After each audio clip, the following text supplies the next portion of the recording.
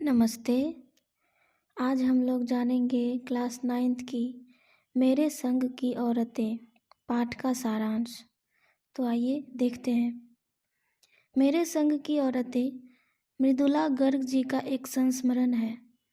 इस संस्मरण में लेखिका ने अपनी 4 पीढ़ी की महिलाओं, परदादी, नानी, माँ और खुद लेखिका के व्यक्तित्व, उनकी आदतों व उनके विचारों के बारे में विस्तार से बात की है। अपने लेख की शुरुआत लेखिका कुछ इस तरह से करती हैं कि उनकी एक नानी थी जिन्हें उन्होंने कभी नहीं देखा, क्योंकि नानी माँ की मृत्यु माँ की शादी से पहले हो गई थी। लेखिका कहती है कि इसलिए उन्होंने कभी अपनी नानी से कहानियाँ तो नहीं सुनी, मगर नानी की कहानियाँ पढ़ी ज़रूर, और उन कहानियों का अर्थ उनकी समझ में तब आया जब वो बड़ी हुई। लेखिका अपनी नानी के बारे में बताते हुए कहती हैं कि उनकी नानी पारंपरिक अनपढ़ और पर्दा करने वाली महिला थी और उनके पति यानी नाना जी शादी के तुरंत बाद उन्हें नानी जी को छोड़कर बैरिस्ट्री की पढ़ाई करने कैम्ब्रिज विश्वविद्यालय चले गए थे। और जब वो अपनी पढ़ाई पूरी कर घर वापस आए तो उनका रहन सहन, खान पान, बोलचाल बिल्कुल विलायती हो गया था। हालांकि नानी अब भी सीधे सीधे तौर तरीके से ही रहती थी। उन पर नाना जी के विलायती रंग ढंग का कोई प्रभाव नहीं पड़ा और ना ही उन्होंने कभी अपनी इच्छा या पसंद नापसंद अपने पति को बताई। लेखिका आगे कहती हैं कि बेहद कम उम्र में जब नानी को लगा कि उनकी मृत्यु निकट है तो उन्हें अपनी 15 वर्षीय इकलौती बेटी यानी लेखिका की माँ की शादी की चिंता सताने लगी। इसलिए उन्होंने पर्दे का लिहाज छोड़कर नाना जी से उनके दोस्त व स्वतंत्रता सेनानी प्यारेलाल शर्मा से मिलने की ख्वाहिश जताई। यह बात सुनकर घर में सब हैरान रह गए कि आखिर पर्दा करने वाली एक महिला भला उनसे क्या बात करेगी। खैर, नाना जी ने मौके की नज़ाकत को समझते हुए अपने दोस्त को फौरन बुलवा लिया। नानी ने प्यारे लाल जी से वचन ले लिया कि वह उनकी लड़की के लिए वर के रूप में किसी आज़ादी के सिपाही को ढूंढकर उससे शादी करवा देंगे। उस दिन सब घर वालों को पहली बार पता चला कि नानी जी के मन में भी देश की आज़ादी का सपना पलता है। बाद में लेखिका को समझ में आया कि असल में नानी जी अपनी ज़िंदगी में भी खूब आज़ाद ख्याल की होंगी।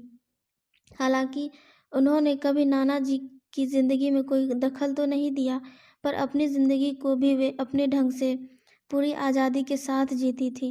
लेखिका कहती है कि यही तो असली आज़ादी है।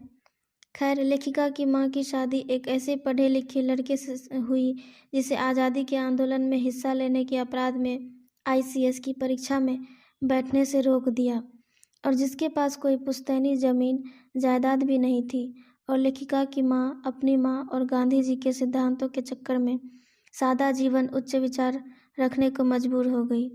लेखिका आगे कहती हैं कि उनके नाना पक्के साहब माने जाते थे। वो सिर्फ नाम के हिंदुस्तानी थे, बाकी चेहरे मोहरे, रंग ढंग, पढ़ाई लिखाई, रहन सहन से वो पक्के अंग्रेज ही थे। लेखिका कहते हैं कि मज़े की बात तो यह थी कि हमारे देश में आज़ादी की जंग लड़ने वाले ही अंग्रेज़ों के सबसे बड़े प्रशंसक थे, फिर वो चाहे मेरे पिताजी के घर वाले हो या गांधी नेहरू।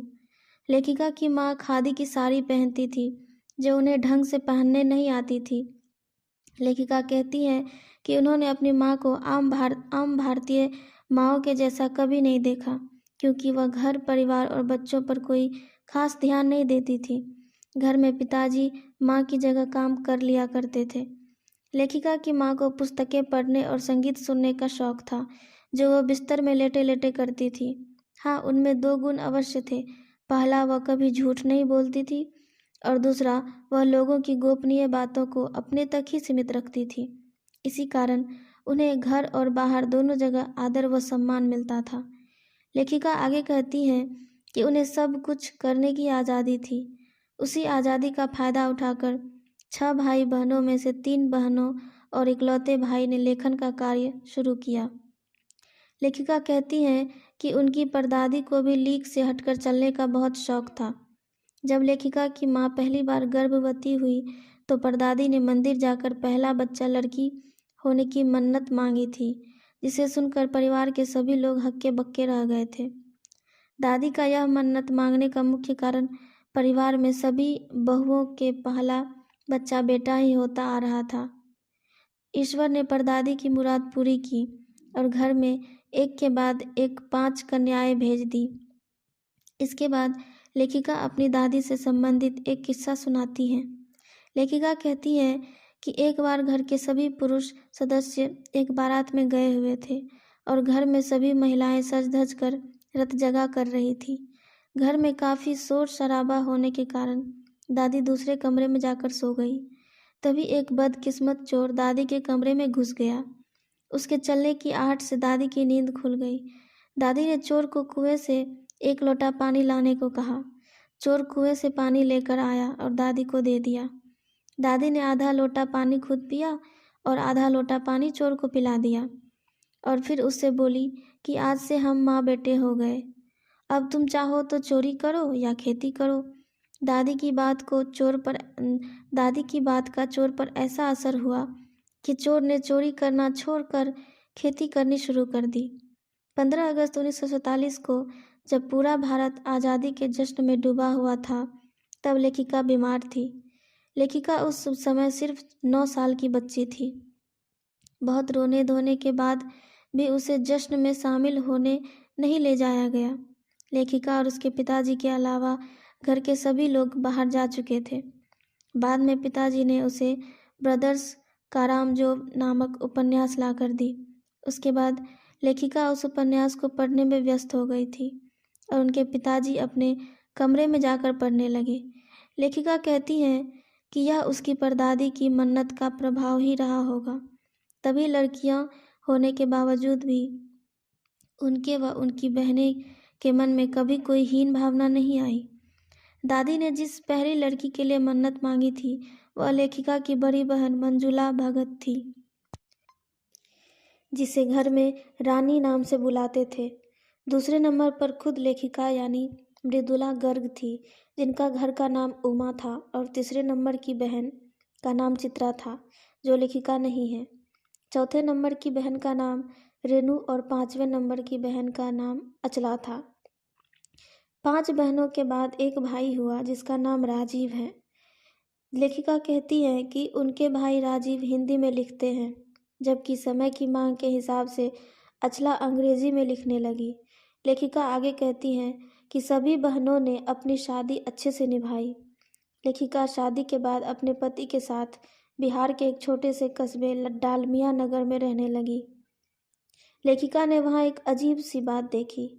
पुरुष और महिलाएं, चाहे वो पति पत्नी क्यों ना हो, अगर वो पिक्चर देखने भी जाते थे तो पिक्चर हॉल में अलग अलग जगह में बैठकर पिक्चर देखते थे।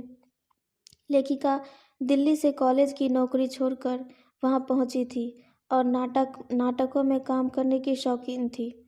लेखिका कहती हैं कि उन्होंने वहाँ के चलन से हार नहीं मानी और साल भर के अंदर ही कुछ शादीशुदा महिलाओं को गैर मर्दों के साथ अपने नाटक में काम करने के लिए मना लिया। अगले 4 साल तक हम महिलाओं ने मिलकर कई सारे नाटकों में काम किया और अकाल राहत कोष के लिए भी काफ़ी पैसा इकट्ठा किया। इसके बाद लेखिका कर्नाटक चली गई। उस समय तक उनके 2 बच्चे हो चुके थे, जो स्कूल जाने लायक की उम्र में पहुंच चुके थे। लेखिका कहती हैं कि वहाँ कोई बढ़िया स्कूल नहीं था जो गुणवत्तापूर्ण शिक्षा दे सके, इसलिए लेखिका ने स्वयं एक प्राइमरी स्कूल खोला। वो कहती हैं कि मेरे बच्चे दूसरे ऑफिसर और अधिकारियों के बच्चे उस स्कूल में पढ़ने लगे, जिन्हें बाद में दूसरे अच्छे स्कूलों में प्रवेश मिल गया।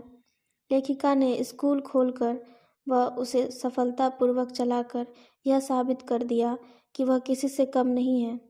लेखिका ने जीवन में ऐसे अनेक अवसर आए जब लेखिका ने अपने आप को साबित किया। उन्होंने अनेक कार्य किए, लेकिन उन्हें प्रसिद्धि तो अपने लेखन कला से ही हासिल हुई।